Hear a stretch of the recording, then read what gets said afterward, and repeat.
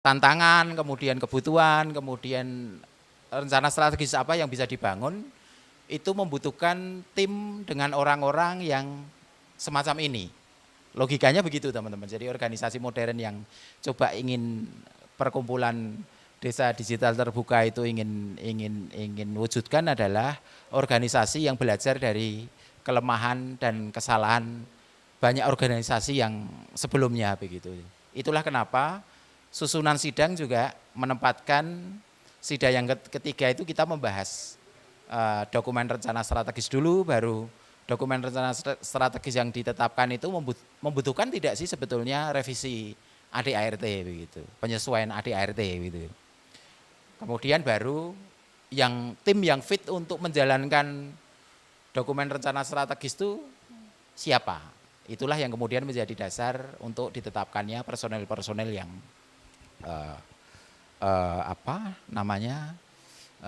yang kemudian ditetapkan begitu. Belum Bu Wanda? Belum ya?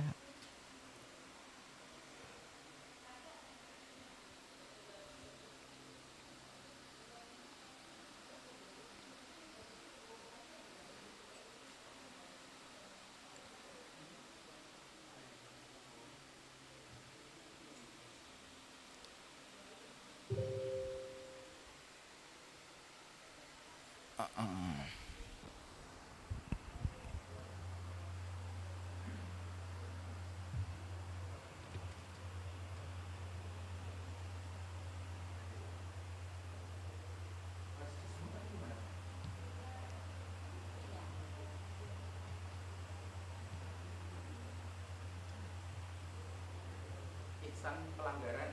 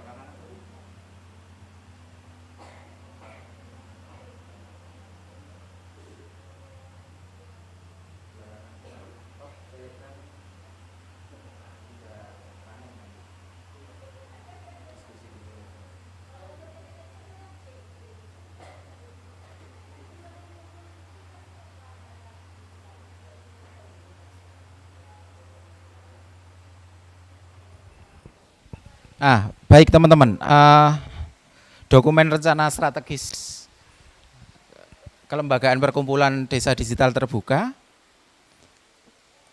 adalah dalam bentuk poin-poin yang dianggap strategis yang harus tertuang dalam dokumen. Dokumen ini kami awali dengan peta tantangan pengembangan sistem informasi desa di Indonesia begitu. Jadi tantangan yang pertama adalah OpenSID, OpenDK tersederhanakan jadi urusan teknis saja. Padahal ia dilahirkan oleh multi pihak. Single fighter adalah korban penyederhanaan pendekatan dalam replikasi pengembangan SID. Ini sesuai dengan kemarin di diskusi panel kami sampaikan. Tantangannya itu. Tantangan yang kedua adalah peluang belanja capacity building desa yang akan meningkat di 2-3 tahun mendatang karena belanja fisik mulai berkurang. Membuka peluang studi kunjung pembelajaran ke desa-desa praktek baik pengembangan SID juga. Ini tantangannya, kebutuhannya pasti akan meningkat. Kemudian yang ketiga adalah Perpres nomor 39 tahun 2019 tentang satu data desa.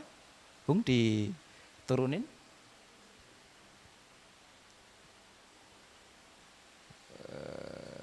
Kemudian yang keempat, perkembangan inisiatif-inisiatif daerah seperti ekonomi kreatif, pariwisata, dan sektor real lainnya. Nanti ada typo, ada bahasa SMS, itu nanti kita rapikan.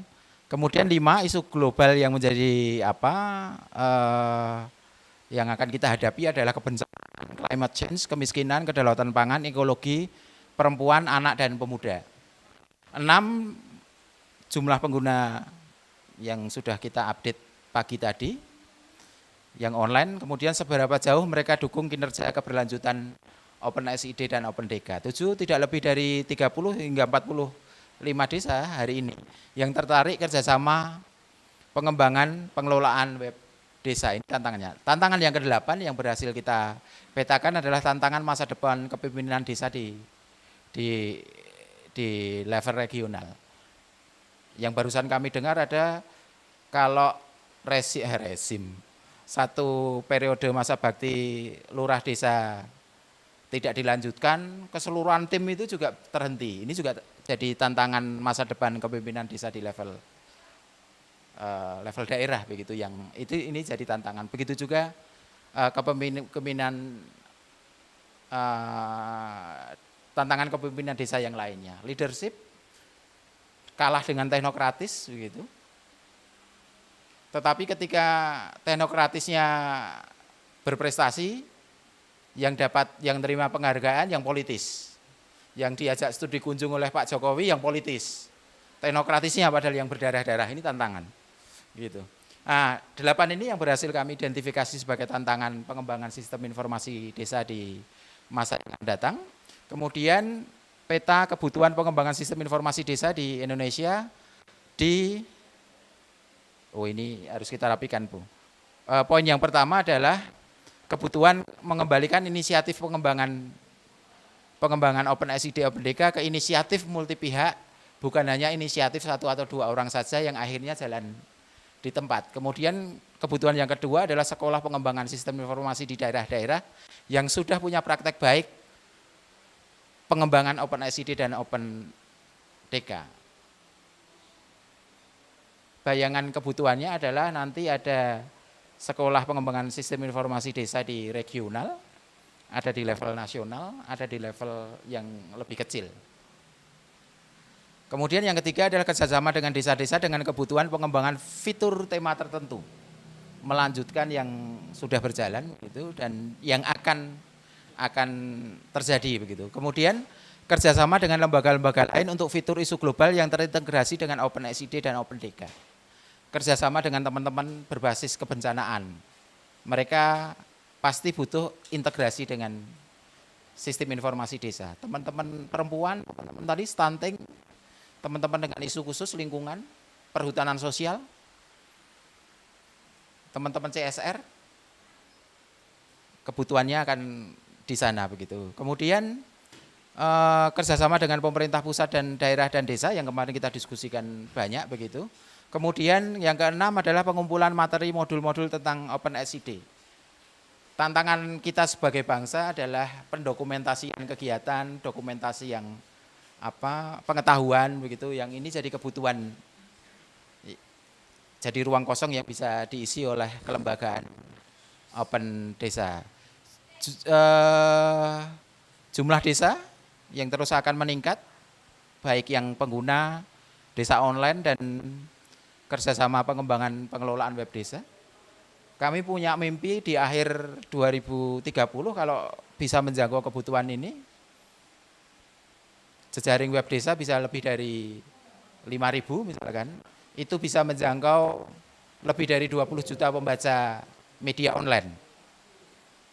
Kita bekerja sama dengan KPR, dengan kekuatan konten mereka sudah memiliki prestasi nasional dan internasional yang bisa bekerja sama dengan, dan ini sudah berjalan sejak tanggal 17 Agustus, yang bisa terus kita kembangkan begitu. Ini jadi kebutuhan. Kemudian tantangan masa depan kepemimpinan desa di level regional itu apa yang bisa kemudian kebutuhan ini dilayani. Sekolah pengembangan SID bisa menjangkau kebutuhan-kebutuhan pembelajaran atau pengelolaan pengetahuan, pengelolaan sumber daya manusia desa misalkan. Melahirkan banyak-banyak anak muda yang punya leadership memadai, punya keterampilan-keterampilan khusus pada bidang pengembangan sistem informasi desa ataupun pada isu-isu yang lain. Open Desa bisa mengintervensi dan melahirkan banyak politikus-politikus muda yang paham betul tentang pengembangan sistem informasi desa. Ketika dia akan jadi anggota dewan di wilayahnya mereka, mereka sudah punya perspektif pengembangan sistem informasi desa. Sehingga bisa memperjuangkan dukungan pengembangan sistem informasi desa di APBD, misalkan begitu. Pesta demokrasi tidak hanya semata dimaknai hanya nyoblos di TPS, tetapi merebut sumber daya yang sudah ada di kabupaten misalkan, karena kita semua sudah membayar pajak dan retribusi dan itu dikelola dalam kerangka anggaran pendapatan dan belanja daerah misalkan.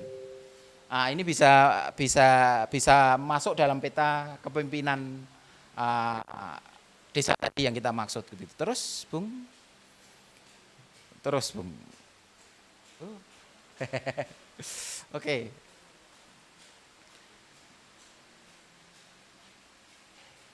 Rencana strategis yang ideal adalah rencana strategis yang merupakan bentuk-bentuk intervensi yang bisa dilakukan oleh satu lembaga terkait dengan peta kebutuhan yang sudah dipetakan. Terus, Bung. Ke atas. Ini yang sudah ini. Oh, bukan, terus.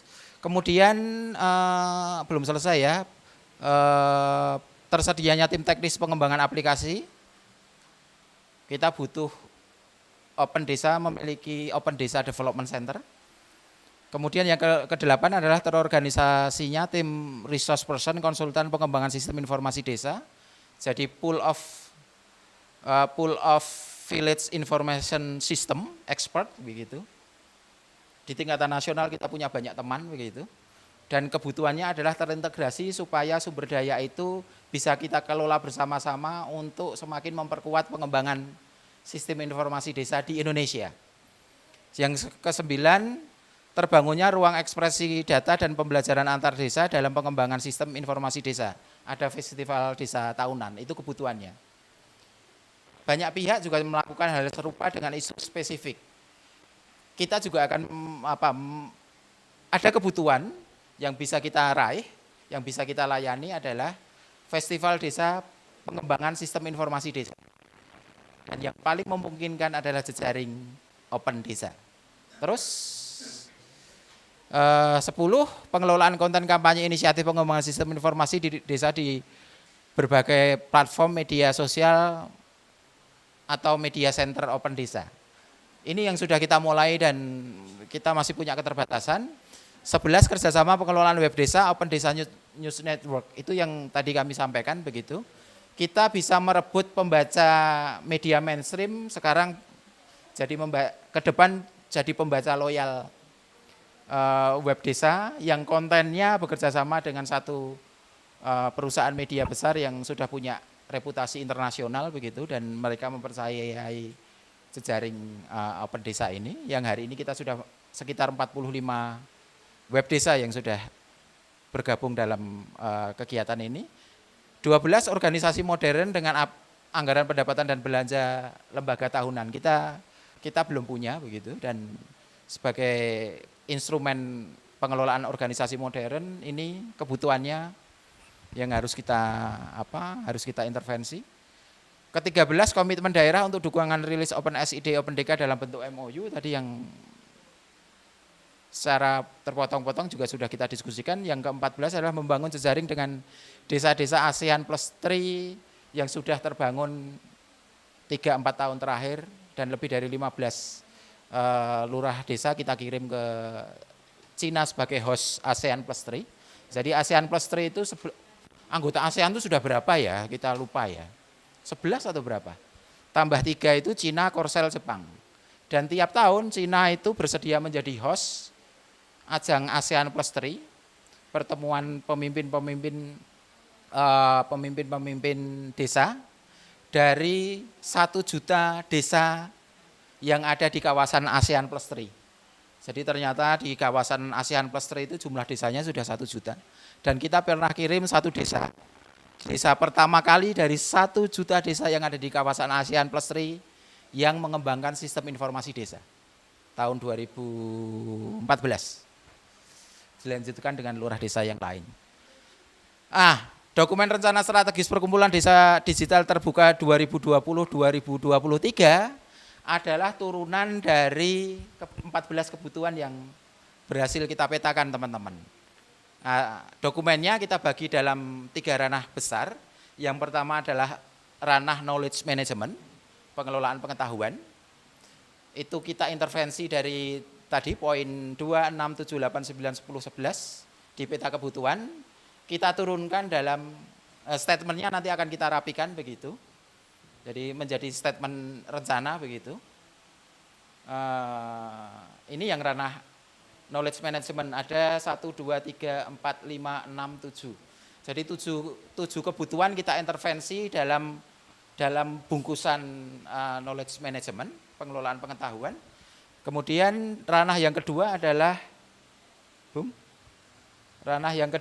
adalah ranah pengorganisasian dan jejaring kerja. Ini untuk intervensi kebutuhan poin 1, 2, 12, 14. Kemudian ranah relasi multi pihak, engagement, lanjut. Itu untuk intervensi kebutuhan poin 4, 5, 13. Lanjut, sudah selesai.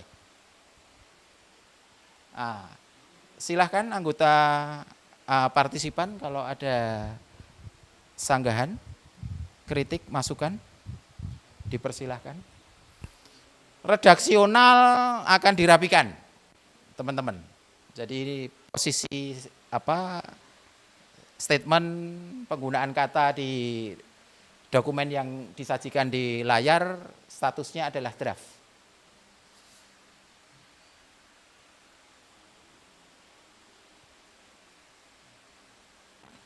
Ada tanggapan dulu dari teman-teman anggota? Grup juga kita lihat.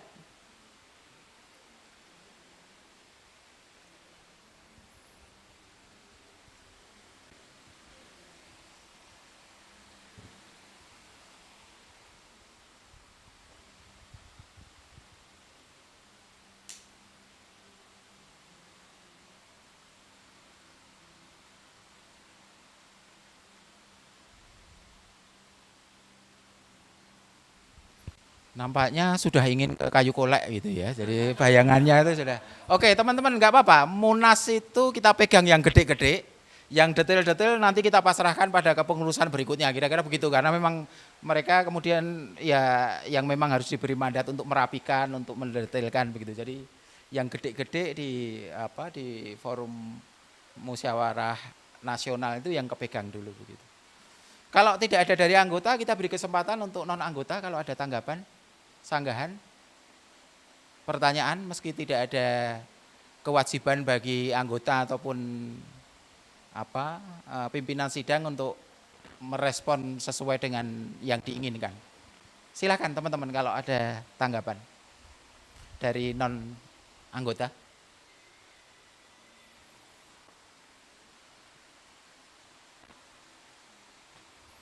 Gimana, sudah bagus atau bikin terpana atau bagaimana? Atau sebetulnya karena kayu kolek yang sudah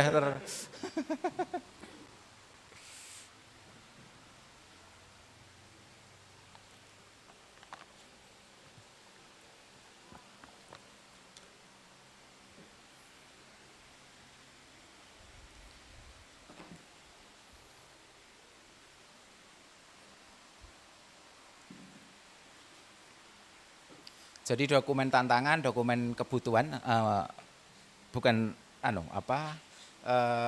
tantangan dan kebutuhan. Dokumennya adalah dokumen rencana strategis. Itu sebagai potret yang bisa menentukan positioning kelembagaan Open Desa itu mau ditempatkan di mana, teman-teman. Mau di pinggir, mau di tengah, atau di sisi kanan, atau di sisi kiri, dia clear dari awal. Bisa jadi proses pemetaan tantangan dan kebutuhan belum presisi. Tetapi jangan lupa bahwa kelembagaan Open Desa usianya batita 1 tahun gitu, jadi bawah 3 tahun gitu kan. Jadi ya pasti kita harap di Musyawarah Nasional 2023 pasti dokumen-dokumen yang dimiliki kelembagaan ini pasti akan semakin sempurna. Keterampilan teman-teman memetakan tantangan, memetakan kebutuhan juga semakin presisi. Ada tanggapan dari non anggota? Gimana? Sudah oke? Mantap gitu ya? Oke ya teman-teman ya? Ini bukan karena keinginan untuk ke kayu kolek secepatnya juga gitu kan? Gitu. Jadi, kalau sudah oke ya sudah, karena masih ada 2 agenda teman-teman. Kita cek ADART dan nanti siapa sih orang-orang yang layak untuk supaya dokumen ini jadi operasional 2020-2023 begitu. Clear untuk dokumen rencana strategis kelembagaan perkumpulan desa digital terbuka 2020-2023 teman-teman? Bisa disahkan ya teman-teman? Oke, dokumen rencana strategis perkumpulan desa digital terbuka 2020-2023 secara resmi disahkan. Oke, yuk sekarang jam berapa? 1:30. Ini untuk ADART setengah jam cukup ya? Bung dibuka ADART. AD dulu. Sebetulnya kita di internal, saya buka dulu berarti ya sidang yang ini ya. Sidang perubahan anggaran dasar dan anggaran rumah tangga perkumpulan desa digital terbuka resmi dibuka. Sebenarnya secara internal anggota resmi Open Desa dalam grup yang tersedia sudah mendiskusikan beberapa hal yang harus diperbaiki, harus disesuaikan dari anggaran dasar dan anggaran rumah tangga. Jadi ada beberapa, mungkin bisa di-shoot gede nggak itu? Ya. Jadi kita tidak perlu membacakan satu persatu, tetapi pada klausul yang itu menjadi usulan untuk diubah, disesuaikan di ajang musyawarah nasional. Apa Bung? Jadi tentang kepengurusan di tingkatan nasional dan tingkatan wilayah terkait dengan syarat, dan kalau saya tidak keliru Bung Lusianto ingat enggak? Karena terlalu banyak yang harus dipersiapkan begitu, sering ada yang kelewat begitu. Oh, baru buka ini dokumen ininya.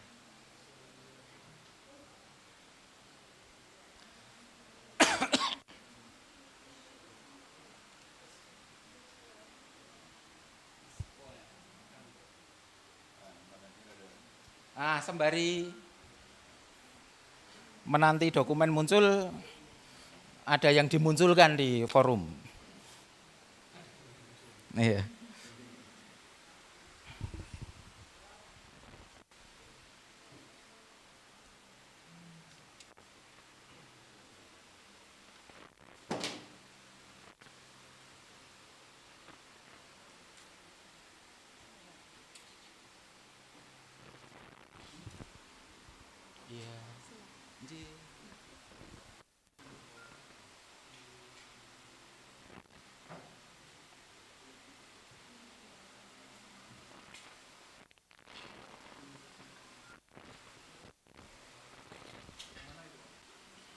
Yang sebentar di bawah tentang pengurus ya, tentang pengurus ya.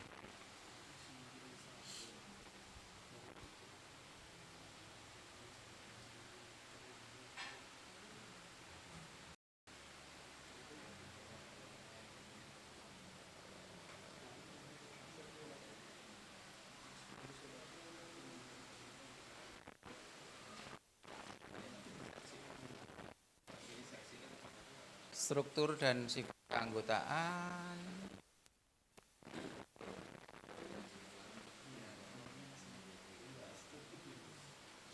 Yang pengurus, Bung. Pengurus pusat dan pengurus wilayah.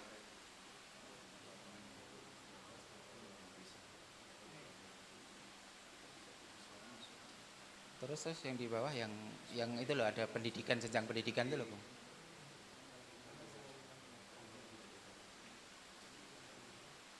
Atau di ya, bukan di AD ya, tapi di yang syarat-syarat ya.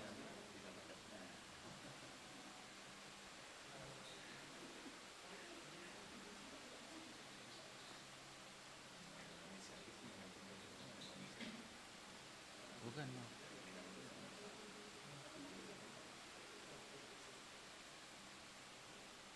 Oh, di ART ya berarti. Oke.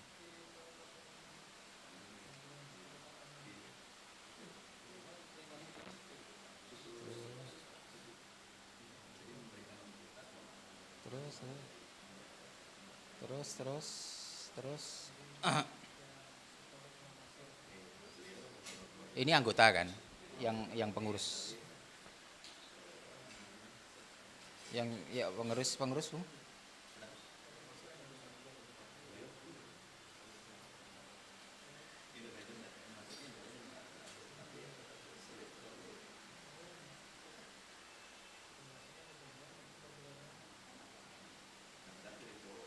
Ya.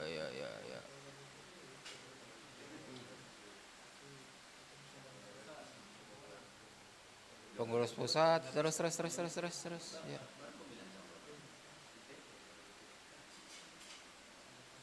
Terus. Yang itu tadi yang dirimu ada lingkaran tadi itu loh, Bung. Coba.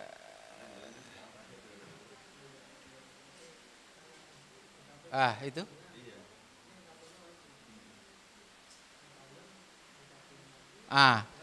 Ini teman-teman, jadi kriteria dan syarat pengurus kami akan koreksi umur, saya pikir kita masih relevan ya.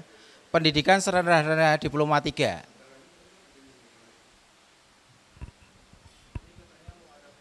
Ya, ada perubahan gitu kan. Kalau saya yang anti pendidikan mainstream tidak relevan.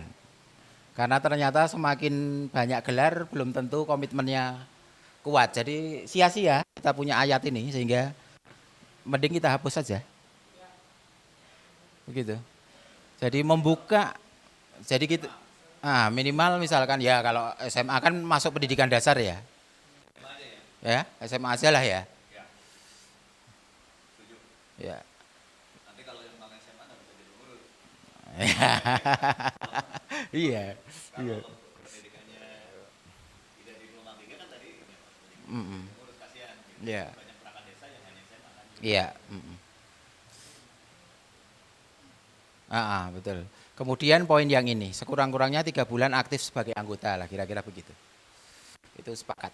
Karena yang kemarin itu 3 tahun kan, nggak ada yang, sebetulnya kita melanggar semua karena nggak ada yang itulah, sering kita bikin aturan itu sering nggak kebayang bisa nggak ya kita memenuhinya begitu. Iya.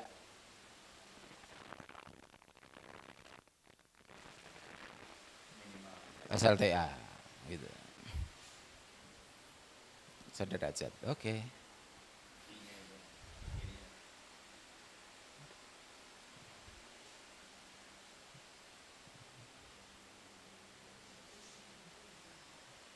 Yes, perangkat organisasi sekalian teman-teman anggota ketika diskusi di grup, kalau ada yang kelewat ya.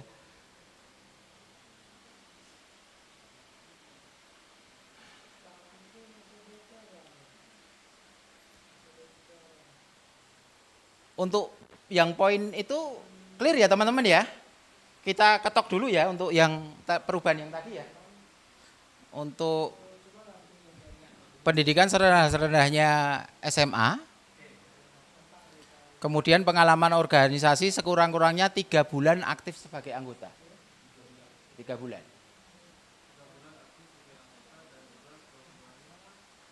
1 tahun aktif sebagai anggota komunitas aplikasi yang dikelola Desa Digital Terbuka. Ya, boleh lah. Gaya-gayaan sidik yang statement belakangan itu. Sebagai anggota komunitas aplikasi yang dikelola, artinya dia setahun di Facebook gitu kan, interaktif gitu kan, kira-kira begitu ya. Ini untuk yang pasal berapa, Bung? Pasal 14, bisa kita ketok dulu? Oh, kita hapus saja. Iya, usul dihapus saja.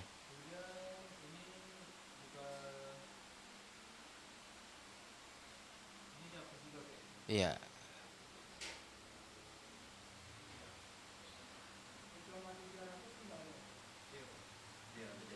Iya.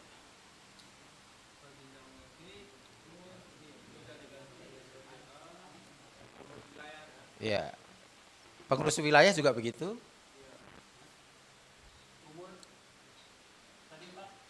Umur 25 kan? Pengurus pusat terlibatnya SLTA, berarti SLTA seorang tamat SLTA kan 18. Iya. Berarti lulus SMA sudah boleh masuk gitu ya? Enggak apa-apa. Kita pro pemuda kok gitu. Jadi ya, boleh kita sekalian gitu kan. Spiritnya biar iya. Iya. Menangkis image bahwa urusan desa itu urusan orang tua gitu loh. Jadi dengan kita buka lebih muda begitu kan, mereka jadi punya kesempatan yang lebih. 19? Kita sesuaikan aja dengan undang-undang anak. Anak itu berapa? Oh, berarti 19. Iya, oke 18. Ya. Jadi kita tidak memperkerjakan anak gitu kan. Ya. Oke, clear. Oke. Sip. Iya, sama lah. Pengurus wilayah juga begitu karena mereka pasti akan masuk ke lewat di bawah koordinasi pengurus wilayah dulu. Ya, kira-kira kita nanti kayak ada hierarki gitulah. Jadi pengurus pusat itu harus ngelola pengurus wilayah dulu karena harus punya pengalaman bla bla bla bla. Kira-kira begitu. Tapi itu urusan munas berikutnya. Clear? Kalau clear pasal 14 kita ketok dulu teman-teman. Perubahan pasal 14 clear ya? Sah ya? Oke. Nah, yuk lanjut. Setelah ini kita lihat kepengurusan pusat, teman-teman. Tidak ada perubahan statement, tetapi hanya rasionalisasi dan spirit bekerjanya yang kita perbaiki, teman-teman. Pengurus harian tetap akan terdiri dari ketua umum, beberapa wakil ketua dan sekretaris jenderal dan wakil sekretaris jenderal, ada bendahara umum serta staf sekretariat. Nah, staf sekretariat perlu dimunculkan sebagai pengurus enggak lah ya? Enggak ya, kita hapus itu betul.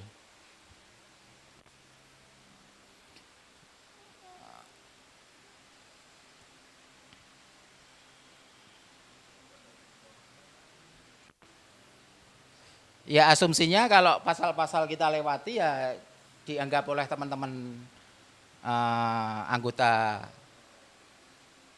Open Desa tidak urgent untuk diubah begitu.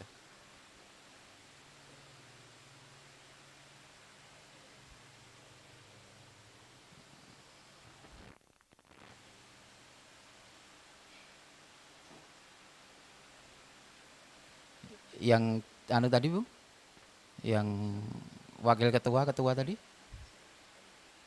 Jadi ini tidak berubah kecuali di yang tadi di 3 kata terakhir itu detail. Jadi spirit operasionalisasinya yang ingin kita tonjolkan teman-teman. Bukan di atasnya toh Bu.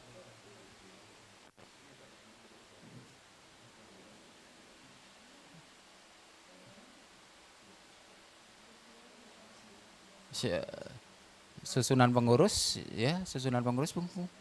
Ke atas tadi.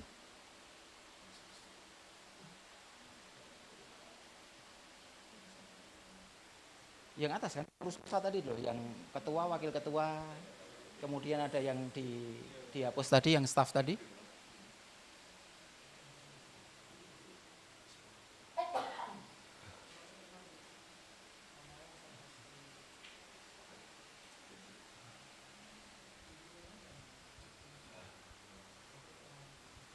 Itu menjadi anggota. Hah? 18 ya.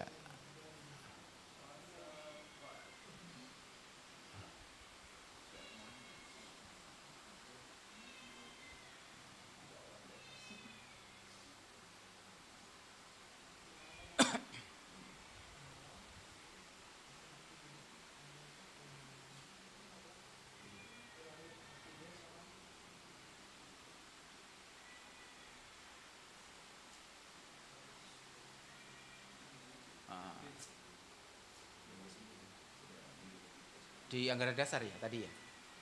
Bukan yang tadi yang ketua umum, sekretaris jenderal itu.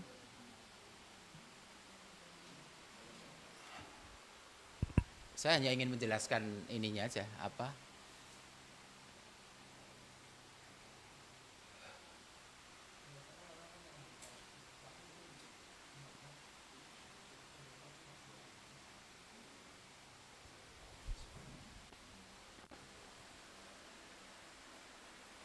Terus yang ketua umum begitu.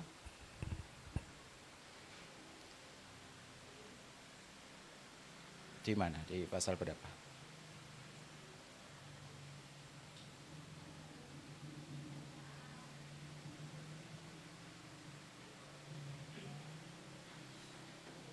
Itu? Oh bukan.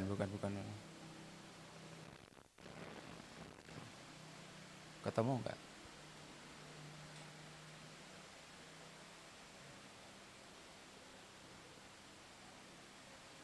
Itu belakangan saya sebanyak-banyaknya, tidak banyak juga nggak apa-apa. Jadi yang terpenting nanti kalau ketemu, jadi yang ingin kami bangun dengan melihat tantangan, kebutuhan dan yang sudah resmi dokumen rencana strategis,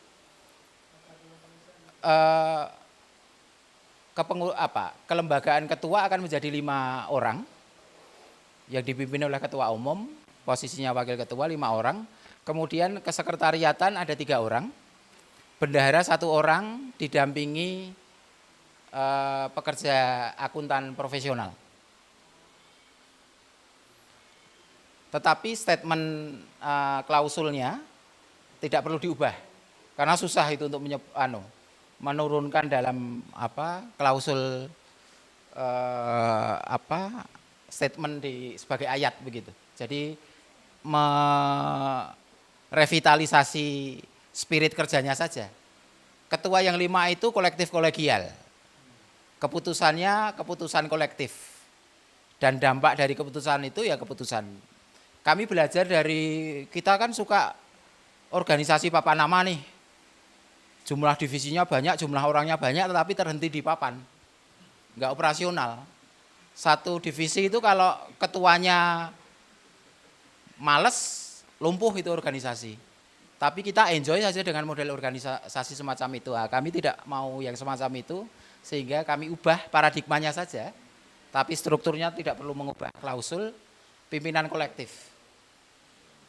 Jadi yang selama kemarin saya sebagai ketua umum masih berharap kemudian inisiatif personal yang masih tampak karena posisi kemarin masih mengeksplor gagasan, belum kemudian menjadi diskusi kelembagaan kolektif ketua. Begitu juga Bung Wakil Ketua Umum.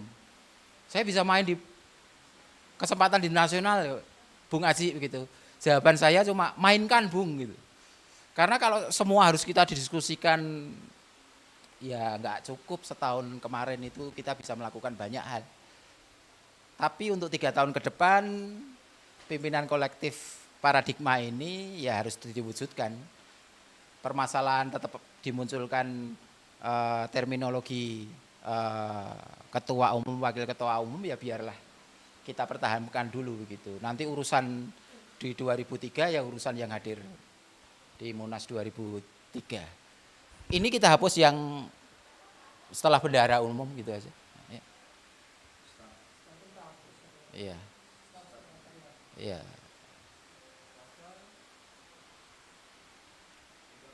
Pasal 13 kita hapus.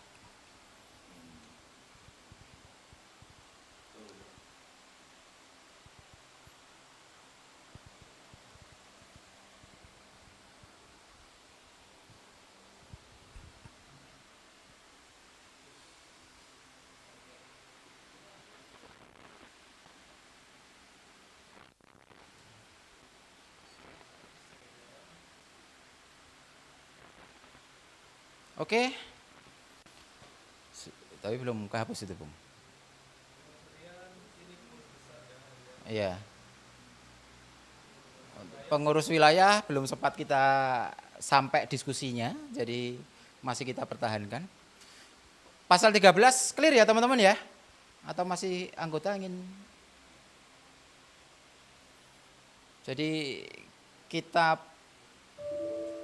nyawanya kita revitalisasi saja tanpa mempertimbangkan istilah posisi.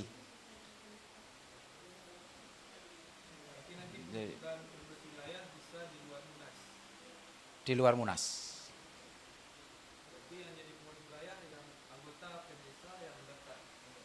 Iya. Iya, oke. Clear teman-teman?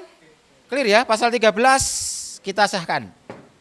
Oke, kelihatannya hanya dua itu teman-teman yang harus diubah. Merujuk pada diskusi sebelum Munas, diskusi internal. Pengunduran diri, oke kita lihat ya. Ya siapa tahu kemudian bosan lalu.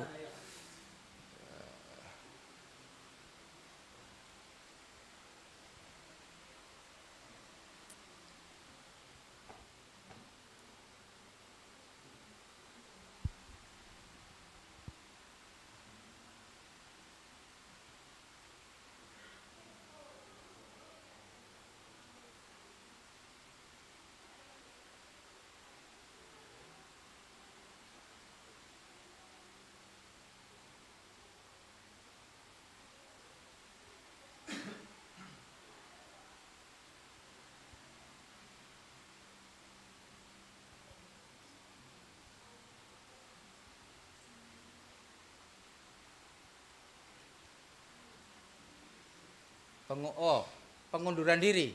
Pengunduran diri memang belum kita atur SOP-nya, Bung. Jadi, tapi pengunduran diri itu kita fasilitasi itu sah di ADA anggaran rumah tangga. Jadi anggota pasal berapa nanti kita cek ya. Iya.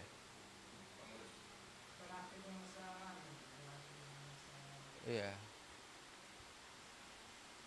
Berakhirnya keanggotaan, bukan belum diatur kalau pengurus yang mengundurkan diri, iya,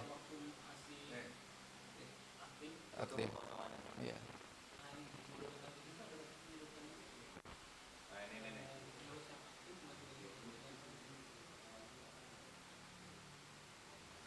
Bagi pengurus yang aktif mengikuti kegiatan politik atau menjalankan diri untuk menduduki jabatan politik diwajibkan untuk mengundurkan diri. Ya ini bias juga. Karena kegiatan politik itu justru malah untuk semakin menguntungkan. Iya. Ya ini tinggalan jabatan rangkap. Ini perangkapan jabatan ya.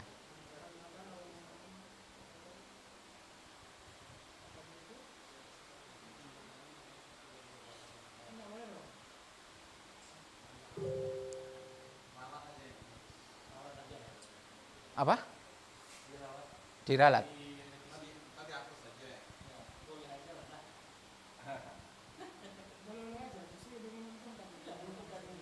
Iya, kalau saya justru malah iya. Ini anu lah, kita masih ngadaptasi bau-bau kemarin gitu lah. Iya. Iya. Iya. Sah saja. Karena sebetulnya yang kita lakukan itu politis kan teman-teman. Merebut dana desa, merebut itu politis. Iya. Tapi repot juga kalau kita mau bongkar-bongkar ADART itu butuh waktu lama teman-teman. Makanya nggak harus semua dulu gitu. Jadi yang lain dirasakan kalau abu-abu ya kita sedikit tutup mata gitulah. Iya. Iya. Iya. Biasanya rangkap jabatan itu tidak boleh dalam suatu organisasi yang sama. Iya, organisasi yang sama kan. Iya, betul. Tapi di organisasi yang lain sebetulnya. Iya, sah-sah saja kan. Iya. Iya. Iya, iya, dikhawatirkan. Tapi kalau saya biar aja dulu teman-teman, biar agak repot juga gitu. Maksudnya nggak apa-apa, tidak kita utak-utik dulu gitu loh. Iya, iya, biar. Iya, abaikan dulu saja lah. Ada kalanya ada klausul yang kita memang harus tutup mata dulu. Biar itu jadi kesempurnaan periode berikutnya lah itu. Gitu.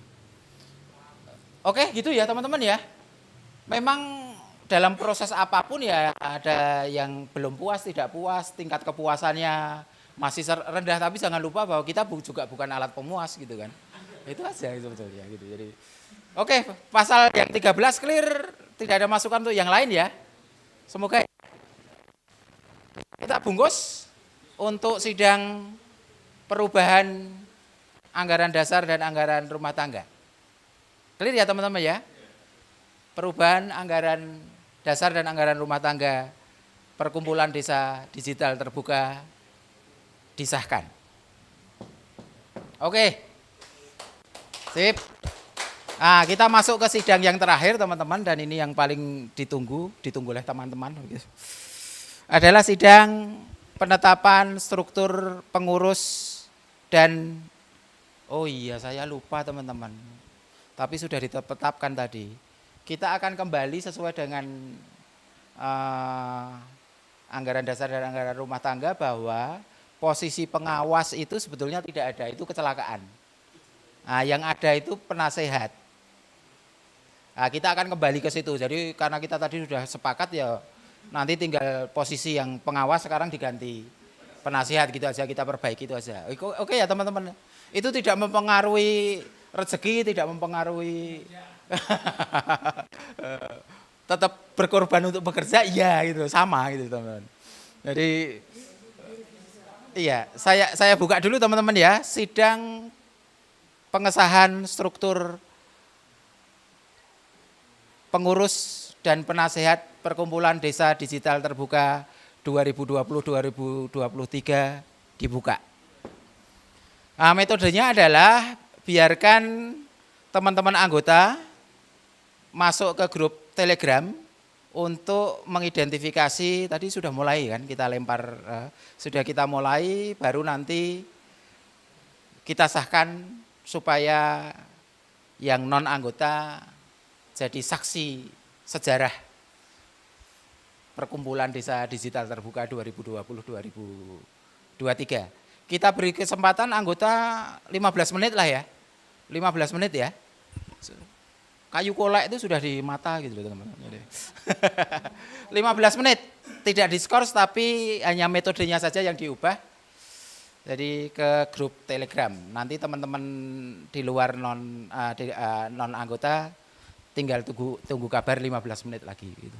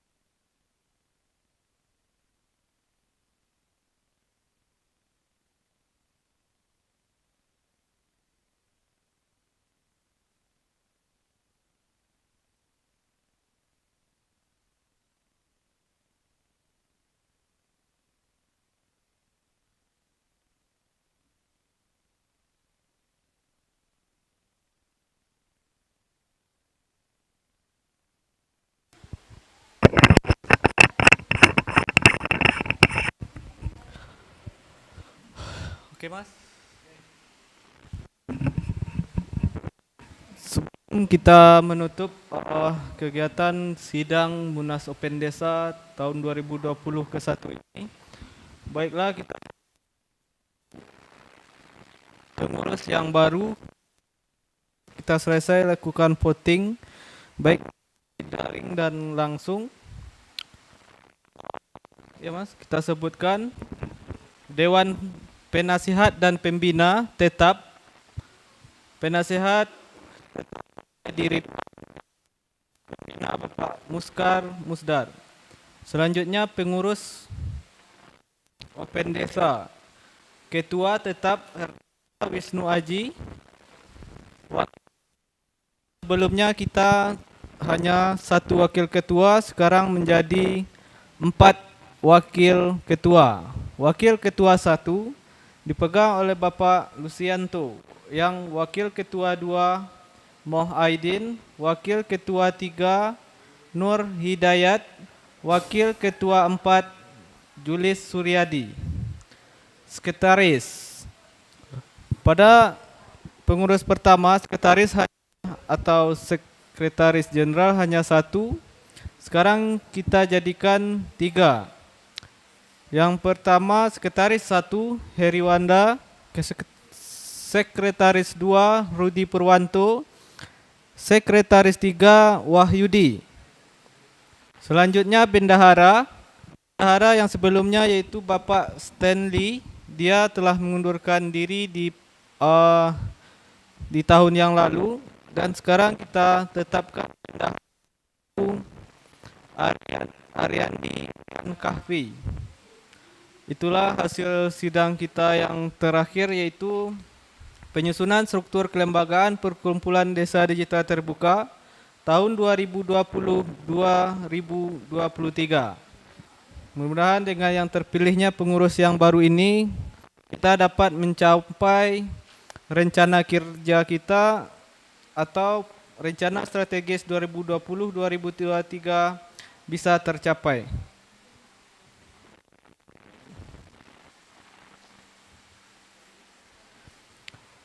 Baiklah, untuk sidang pada siang ini kita cukupkan sampai di sini, dan untuk pembenahan administrasi akan kita perbaiki setelah penutupan. Ya, begitu Pak Ketua. Mas Haji.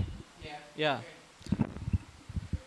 Mungkin untuk kegiatan sidang Munas Open Desa 2020 yang pertama kita tutup dan mengucapkan terima kasih kepada anggota resmi Open Desa yang telah berkesempatan hadir secara fisik di Seknas Open Desa, kemudian para partisipan atau undangan kami yang bersedia hadir pada hari ini dan hari kemarin. Itu merupakan kebanggaan bagi kami semua di Perkumpulan Desa Digital Terbuka. Walaupun hari kedua memang sudah agak sedikit, memang acara di internal kelembagaan. Atas kekurangan dan segala kekurangan yang atas pelayanan yang kami lakukan di Sekretariat Nasional, kami mohon maaf gitu Pak. Dan kami sudahi dengan Assalamualaikum warahmatullahi wabarakatuh. Sidang resmi kita tutup.